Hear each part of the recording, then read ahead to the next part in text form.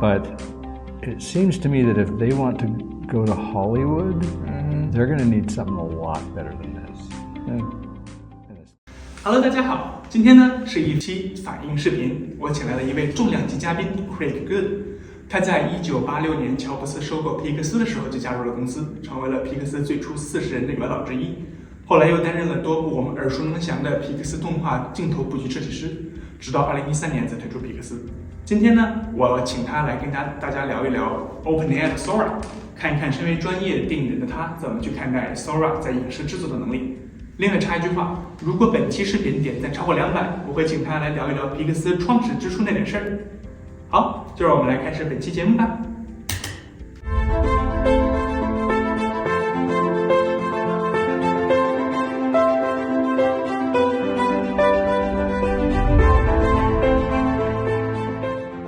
The review only expressed the personal opinion, does not represent Disney, Pixar, and any other animation studios and colleges. So it's just based on our own opinion. So just us. Just us. I think this one pretty impressed me because of the camera movement, right?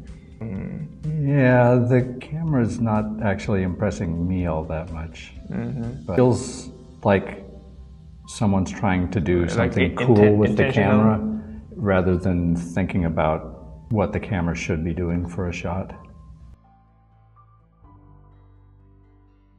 I'm not an expert on this. I've heard that a lot of how Sora works under the hood is that it really is taking stock footage and kind of manipulating it, putting it together. So there may be a real drone shot behind this. Yeah. I bet. I think there's a lot of free resources you can get access to on website. And yeah, the animation. How do you like the facial expressions? The framing's a little tight. It's okay. They at least kept the tail from going tangent off on the left side of the frame there. That flame is kind of not doing anything though. But here's my big concern about how all of this works, all the demos I've seen. You know, we're only seeing the takes they want us to see, that they think are the strongest. Yeah, definitely. But if I'm trying to use this in a production context, my first question is going to be, how do I revise this? Like if I say, I hate whatever's going on with the background, can we do exactly this again? But with a locked off background or a different one. I think now for the generative AI issue is just making it from 0 to 100. So from text to the final piece. Like you couldn't change anything in between it, right? Right. Making a movie is all about iterating. Yeah. You know, it's iteration. And if you can't iterate on one of these, I don't know how you would possibly use it in production. I mean, I spent decades at Pixar making tiny tweaks to shots. The director's going to give some fairly specific notes that the animator, the artist, is going to have to interpret and then show that revised work the next day and then get further notes on it. I don't know how you would use it in production if you can't iterate in a controlled way. Yeah. I think they make a lot of like camera movement there, and it's not unnecessary. Yeah, dude, get a tripod. Get a tripod. That's gonna be my first note. Lock it off. The parallax changes here are really annoying. They're only saying a 24-year-old woman. Yeah, it's like a lack of information. The next time I ask for it, am I going to get a completely different 24-year-old woman? And I don't know if AI can actually understand the 70mm lens. That's a large film format. So let me let you into what my life was at Pixar on WALL-E. I was doing the final camera operation and the focus pulling. And it was very specific. I'm shooting at f1.4 and I'm having to focus on the near eye of the character. And I need to rack focus from here to there, you know, and I'm not seeing anything in these prompts that tells me that I can get that kind of instruction. Yeah, I don't think there's a way to change it. Like cartoon of kangaroo disco dances. Cartoon kangaroo who disco dances. You know, if I wanted to send you a birthday card and I knew you loved kangaroos and disco, this would be fine. Right? You get that and you say, "Oh, that's cute." Craig knew that there's my my favorite stuff. But if you were trying to use this in a movie, you know, someone would be saying, well, those disco balls should be mirror facets and they should be reflecting light that's projected on them, and they're not going to make spots on the floor. This one is pretty... That's pretty convincing. Yeah, that looks like a drone chasing a vehicle, and they may have started with a little video gamey there. Yeah, I just wondering the footage they used. Yeah. This one looks like the footage from here because it's like a 480 resolution, and right, the background is because the people are using the 360 camera to capture those videos. Right. And the resolution looks like pretty off. But the car has super high resolution compared to the car seems here. Weirdly sharp compared to it have like a lot of noise on the background, but the car is very sharp. That dust seems to be just kind of spawning behind the car. I'm not completely buying that that's kicked up by the wheels. It should be here. Should be out there where the wheel's touching the ground. Yeah. It's like they got a dust generator in the car. Yeah. Sure, it's going to get better.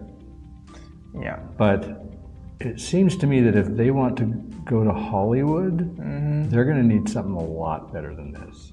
And especially in terms of it being a tool. I'm not sure they understand the problem very well. Okay, this is kind of the first one where the camera motion makes sense. This is the way you might shoot a documentary thing. It's a fairly simple tracking shot. It might have been Steadicam. This is a very, very steady cam. Also wondering if are those painting or actual painting? Yeah, I don't know. People help us to find out. Yeah, does anyone recognize these paintings? I really want to see and know. This one's really popular footage. And also still the camera. And yeah, why is the camera wobbling around like this? This is that affectation that a lot of modern production has. I think for now the two camera movement we see is the camera wobbling and the panel shot. Yeah. And that's it. Yeah, we had that one decent tracking shot. The rest of the camera operation has been not. Yeah. This, if you weren't told, you could sort of buy this as.